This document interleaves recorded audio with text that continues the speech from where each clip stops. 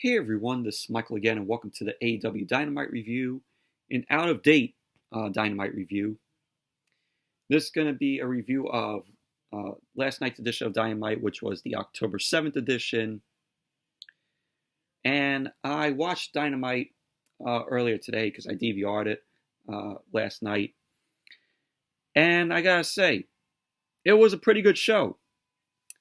And it the show revolved around Jericho's 30 years in the business, 30th anniversary for Jericho. And another big thing that the show hyped up was the door column match between Cody and Brodie Lee, where the TNT Championship was on the line. And we saw also Brian Cage versus Will Hobbs for the FTW Championship. And in the main event, we saw Jericho and Hager team up to take on Luther and Serpentico, aka Chaos Project.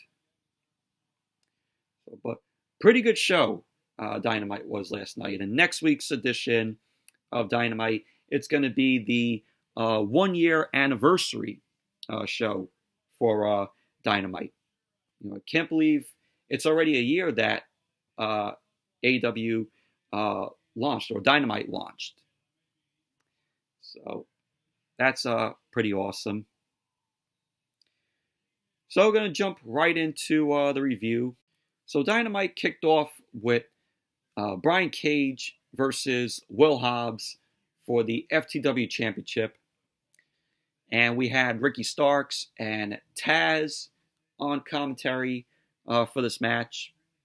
Taz, of course, getting behind his guy, Brian Cage. So this was a good match, in my opinion. Really enjoyed the intense quality that this match had, where you have Cage and Hobbs, and at the beginning of the match, you had them exchanging shoulder tackles, both Cage and Hobbs, to see which guy would go down. Cage then ended up leaping over Hobbs and delivered a running back elbow to Hobbs. Hobbs got back up and delivered a clothesline to Brian Cage. There was a point where Cage ended up suplexing Will Hobbs. And then Will Hobbs just got right back up after Cage delivered the suplex. I mean, he just got right back up. And Hobbs ended up delivering a suplex of his own to Brian Cage, which I thought that was really cool. I thought that was cool how, he got suplexed and then got right back up. And then we had Hobbs end up throwing shots in the corner to Brian Cage, but he ended up getting slammed to the mat by Cage. Cage then ended up sending Hobbs into the corner, and he delivered a basement drop kick and a standing moonsault. Hobbs got back up, delivered a suplex, and then a clothesline, and then a power slam to Cage. Cage ended up kicking out at 2. Hobbs then delivered a sit-down powerbomb to Cage, went for the cover. Cage ended up kicking out. And then you had Cage end up delivering sort of like move like an F5. And then he released a German suplex on Hobbs. And what was really cool was both men were up. Both Cage and Hobbs were up. They delivered a double clothesline, which both of them got clothesline.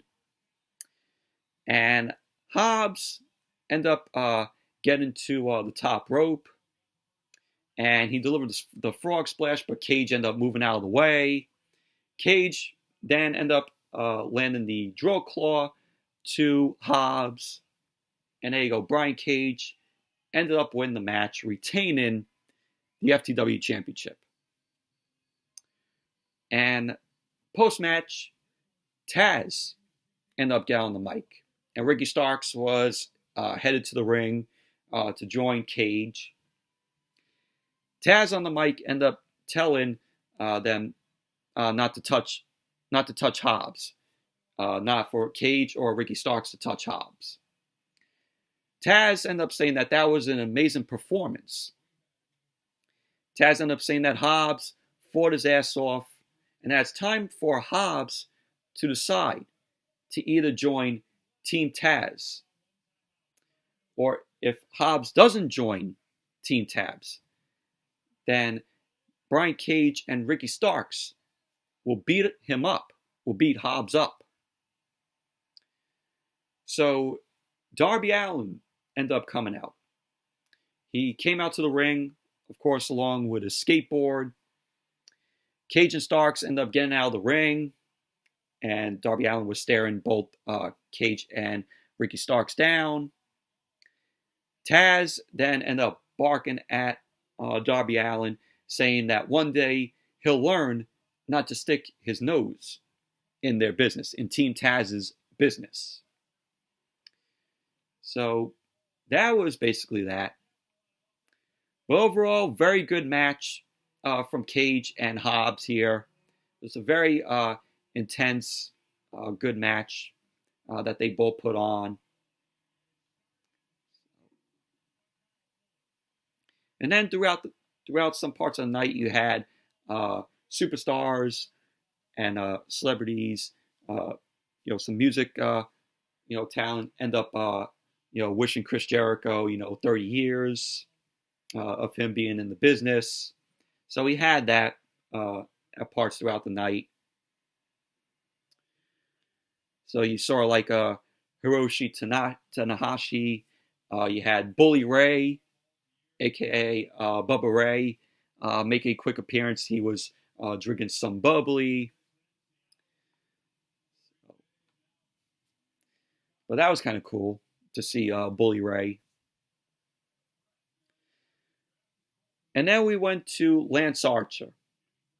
Lance Archer ended up talking about how this isn't the first time that him and Moxley met in the ring.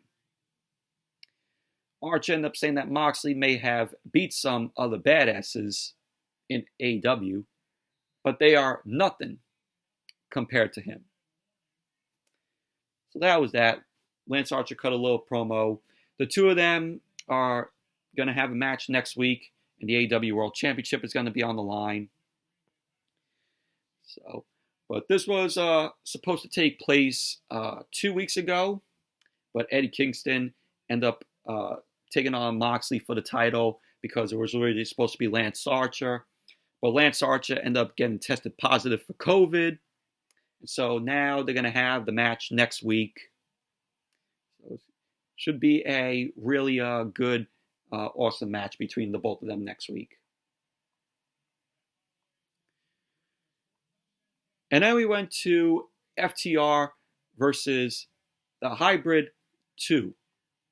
Jack Evans and Angelico. I think that's how you pronounce his name. Or Angelico. This was a pretty decent tag team match. The AEW World Tag Team Championships were on the line. You had the Young Bucks watching the match from the back. And it was back and forth between these guys, between FTR and TH2. You had Tully Blanchard, again a distraction in.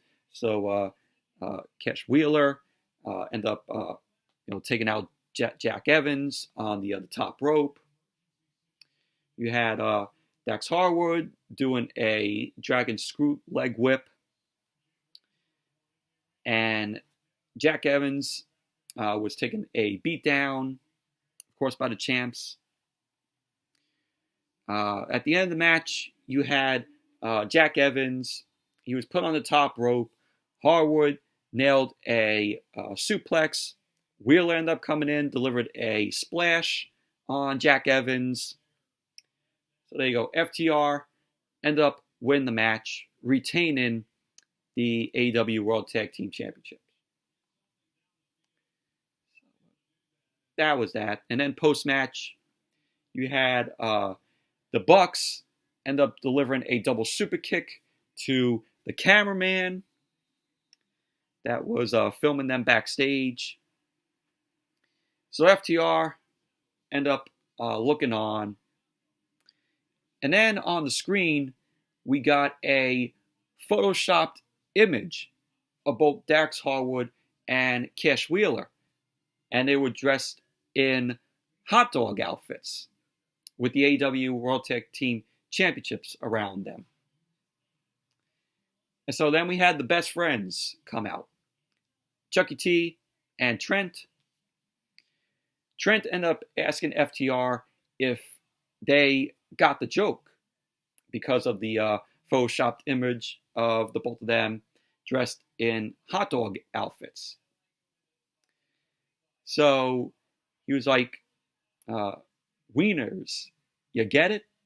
Weenies, as what Trent said to FTR. So they were both. Chucky T was wearing a shirt with FTR on it, dressed in the hot dog outfits, which was funny. That'll possibly be up on shopaew.com at some point. So Chucky T ended up saying, what's not a joke is that the best friends are the number one contenders. He ended up saying that next week, they end up saying that the two teams will meet in the ring for the titles. So the best friends end up going to fight FTR. FTR then end up getting out of the ring. And they end up leaving the titles there. The best friends end up taking the titles, the AEW World Tag Team titles, and held them up in the air. Then they slided them out to FTR.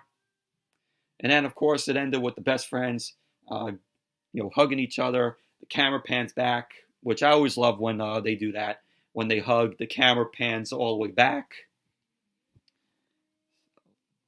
I just love when they do that. But basically, that was that. So next week again, FTR versus the best friends. AEW World Tag Team titles are going to be on the line.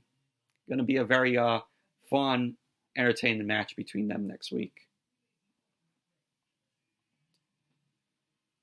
And then we went to MJF. MJF ended up sending a video message to Jericho about Jericho being around for 30 years in the business. MJF ended up recalling a story of how he met Jericho at an after party last year. MJF ended up saying that Jericho told him, you really got something. Keep studying and take a little bit from others in wrestling. So MJF ended up saying that he pointed right at Jericho, and Jericho gave him a smile. So then Shaquille O'Neal then came on. Shaq ended up sending a message to Jericho saying that legend is an understatement. And of course, we got Gene Simmons wishing Jericho happy 30 years. So you had DDP. DDP ended up calling Jericho his brother. Congrats to him on the 30 years. And then we went to Brodie Lee versus Cody in the dog collar match. This is for the TNT Championship. And this was a very intense, good match here.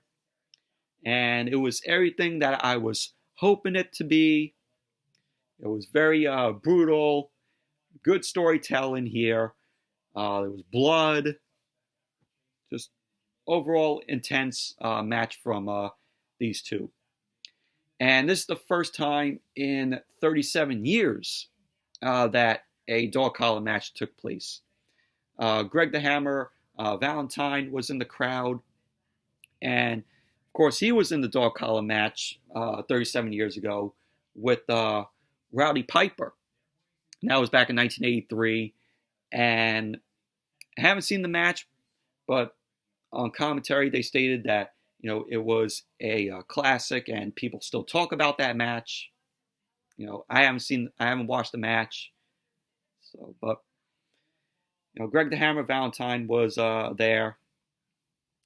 So Cody ended up coming out, of course, along with Arn Anderson. Brodie Lee then made his way out along with John Silver and Anna Jay. You had the match start off with Cody and Brodie Lee pulling on the chain. John Silver was standing on the ring apron. Cody ended up charging at Brodie Lee, and he ended up knocking John Silver off of the ring apron. And then when Cody ended up turning around, Brodie Lee ended up delivering a elbow drop to Cody. Then we saw John Silver end up getting back up, and we see an image of him bleeding because of the shot that Cody took to him with the chain. Then we saw Cody end up going for a cutter. Brodie Lee ended up yanking the chain and took down Cody. Cody ended up getting dropped on the ring apron. Brodie Lee ended up going over to John Silver, told John Silver to sit down, to stay there. So John Silver was sitting on a chair. Cody then ended up hitting John Silver with a drop kick, which sent John Silver off the chair. And Anna Jay ended up coming out to take John Silver to the back. And Cody was bleeding already because he ended up taking a DDT from Brodie Lee on the chain. So Cody was now busted open. You had also Cody being sent into the ropes. And Cody ended up sending Brodie Lee into the barricade. Brodie Lee then ended up bringing a table out, and he put the table close to the ring. So Cody and Brodie Lee were up on the ring apron. Cody ended up dropping down to the floor. Once Cody was on the floor, he ended up pulling Brodie Lee off of the the ring apron, and then we had both Cody and Brodie Lee. They ended up getting back up, and they were on the ring apron again. And this was during picture-in-picture. And I know if you watch AEW online, I forgot the name of the site, but you could watch what's going on while the show is at commercial when it airs on TNT. So it showed in the picture-in-picture, Cody delivered a package pile driver through the table. And because of that, Brodie Lee was shown bleeding. He was shown busted open after that. So Dynamite came back from the commercial. Cody was yelling at Brodie Lee to get him. Brodie Lee ends up chain wrapping Cody, end up punching Cody to the head. Cody then ended up whipping Brodie Lee over the back with the chain a few times. Cody then ended up putting the chain around the ring post. And with that, he ended up choking Brodie Lee with it. Cody then ended up getting sent out to the floor. Brodie Lee ended up pulling hard on the chain. He was choking Cody.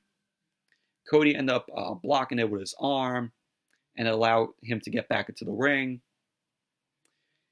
And you had a camera that was cutting back to Greg the Hammer Valentine watching the match to get his reaction to what he's seeing with both Brodie Lee and Cody. So Brodie Lee then ended up getting a chair. So he ends up trying to whip Arn Anderson. Brodie Lee throws the chair, and that pissed off Arn. Arn Anderson ended up getting into the ring. Then we see Alex Reynolds makes his way out. Alex Reynolds then gets a spine buster from Arn Anderson. And then Brodie Lee comes back and smacks Arn Anderson with the chain. And Arn Anderson from that shot wasn't bleeding. He wasn't busted open. And then Cody ended up rolling up Brodie Lee because of that distraction. Brodie Lee ended up kicking out. So you had Cody end up heading to the top, delivered a really cool moonsault onto Brodie Lee for a 2 count. Cody ended up delivering the crossroads, and he went for the cover, and Brodie Lee ended up kicking out at 1, which I laughed at. So then Brodie Lee then ended up landing a powerbomb to Cody on the chain. Cody kicked out at 2. And at the end of the match, you had Cody then delivered another crossroads to Brodie Lee, went for the cover, and there you go. Cody ended up winning the match and winning the TNT Championship for the 2nd time. So Cody is now a 2-time TNT champion. Post-match, you had the Dark Order ended up coming out. Anna Jay came out again. So you had the Nightmare Family. You had Brandy and Brandy Rhodes and Dustin Rhodes come out. Tony Schiavone then ended up making his way into the ring to interview Cody. And Cody ended up telling Tony Schiavone that there's no feeling on earth to perform in front of a live crowd. He ended up saying that he's sticking with the fans until the very end, despite some saying that he should go dark after changing up his look. Cody ended up saying that this is his life's work, and he's not pandering. So he ended up announcing that on the anniversary show next week, he wants to defend the TNT Championship. So Schiavone ended up asking Cody, who are you going to defend the TNT Championship against? Cody ended up saying, that's a good question. And so out came Orange Cassidy, freshly squeezed Orange Cassidy. Cassidy stops on the stage. He gives Cody a thumbs up like that. Cody ends up returning the thumbs up back to Orange Cassidy. So there you go. Next week on the anniversary show, we're going to see Cody versus Orange Cassidy. TNT Championship on the line. Well, overall, Cody delivered a really good promo. Really liked what he had to say. And the match was a awesome, good match between him and Brodie Lee in this dog collar match. But like I said, it was everything that I was hoping it to be. And JR said that this was the main event. It wasn't the main event. It was in the middle of the show. So, I mean, if this was the main event, they would have had to cut the match down for the length of time. So I'm glad that the match was in the middle of the show. Of course, the main event was Jericho and Hager versus Luther and Serpentico. And it makes sense why that's the main event because, you know, the whole Jericho 30 years of him, 30 years in the business. So they just had to put him in the main event of the show last night. So then after that, we had on commentary, they ended up announcing that Wardlow, Colt Cabana, and Hangman and Page are going to be in the upcoming tournament. And then we went to Kenny Omega. He was being interviewed by Alex Marvez about the tournament. And he ended up asking about Page being in the tournament. Kenny Omega ended up saying, why not? This will be the premier tournament. And Omega ended up saying, that he doesn't be surprised when his hand is raised, and he'll beat whoever who was the champion at that time. Kenny Omega ended up mentioning that Page is an awful lot and is prompt, and clearly Page is on his mind. So that was that. And then we went to Big Swole versus Serena Debb. This was a solid women's match. Wasn't bad of a match. We had the beginning of the match, Serena Debb getting sent into the corner by Big Swole. Debb ended up delivering a clothesline at Big Swole, which sent Big Swole into the apron, into the ring apron.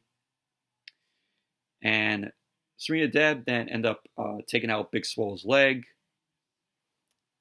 Serena Debb was in control of Big Swole.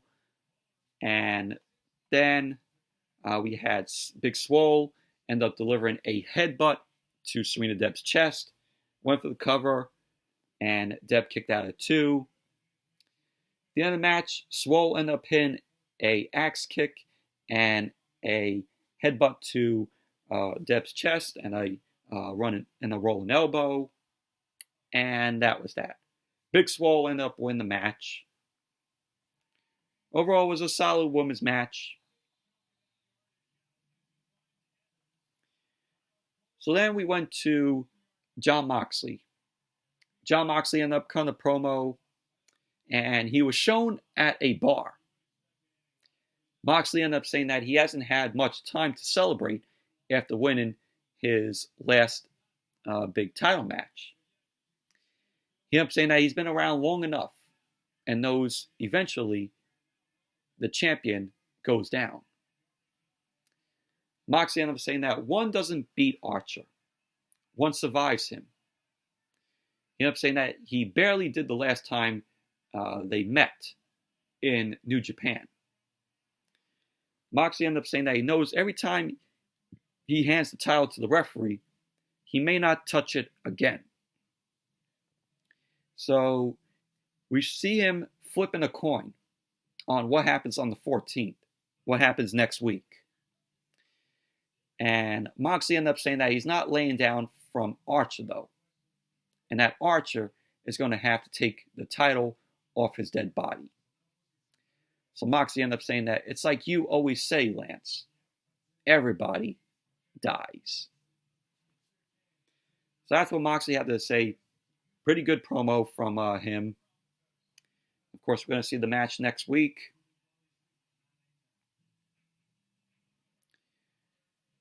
And so then we had the main event.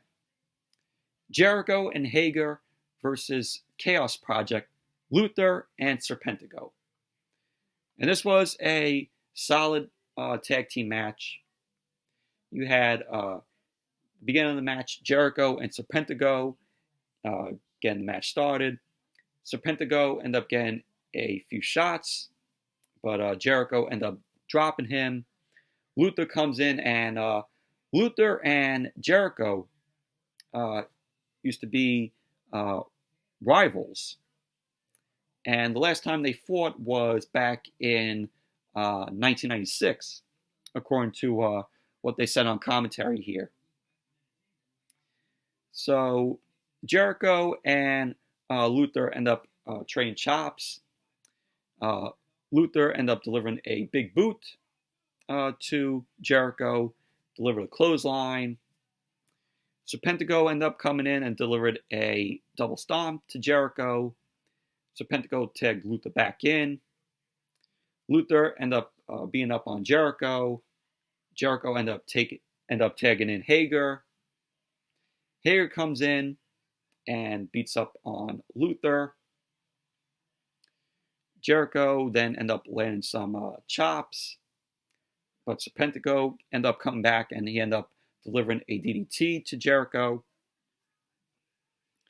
And you had a point in the match where Luther ended up going up to the top rope. And Luther ended up flipping off the top and took out the inner circle outside, which was cool. Luther got back in the ring, and he ended up hitting a King Kong knee drop to Jericho. Jericho ended up kicking out at 2. And then you had Jericho calling for Sammy Guevara to bring in Floyd the Bat, Jericho's bat. So Sammy Guevara throws the bat, throws Floyd the Bat, and Luther ends up catching it. And Hager was distracting Aubrey Edwards. And Luther ends up hitting Jericho with Floyd with the bat. And Sammy Guevara got on the apron. Luther ended up knocking Guevara off of it. And then Jericho comes back and nails Luther with the Judas effect. So Jericho went for the cover. And there you go. Jericho and Hager ended up winning the match. But overall, it was a good match from Jericho, Hager, and Luther and Serpentico. And, of course, Jericho had to win because this is his night. This is his 30 years in the business. Post-match, we had Jericho getting on the mic, and he ended up saying, 30 years in this business, thanks to all of you. And Jericho said, I just want to say. And then he ends up getting cut off by MJF. MJF came out along with Wardlow and something that was under a pink sheet. So MJF ended up saying, oh, this isn't about you. This is about him. So MJF ended up saying that he respects Jericho and that he wants to be a part of the celebration. So MJF ended up giving a countdown of the reveal of this person under a pink sheet. So after, the countdown, Wardlow ended up revealing that it's this guy dressed as a clown. And the clown's name was Clownicho. I think that's how you pronounce the name. Or Clownico. So this guy dressed as a clown was holding another gift. So Jericho ends up taking it. MJF ends up telling Sammy Guevara that his jacket is coming soon. And MJF ended up saying that next week he has a career-defining announcement and that he wants Jericho there. So Jericho then opens the gift and it's revealed to be a portrait of MJF. So then we see Jericho smashes the portrait of MJF over the clown's head. And he hammers the clown with the Judas effect. So then Jericho gets back on the mic and he ends up saying, I hate clowns. And for MJF not to interrupt him again. So we had MJF and Jericho staring at each other down. And they both end up laughing. And MJF ended up saying, oh, you almost got me.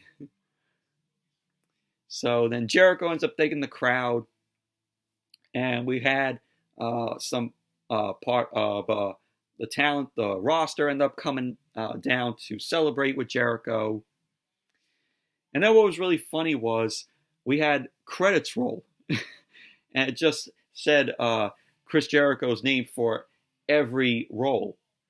For like director, for camera operators. It was just funny, though. I liked how the way that they did that. It was just hilarious. They even had Jericho as the executive producer. But I liked how the way that ended. It was a nice little ending here, to celebrate, Jericho's 30 years in the business. So, but that was Dynamite. Pretty good show last night. But anyways, that's it for the Dynamite review. Thank you all for watching. Hope you all enjoyed the review. And definitely give the video a thumbs up, comment, subscribe. And I will, of course, see you all tomorrow night for the SmackDown review. So until then, see you all tomorrow night.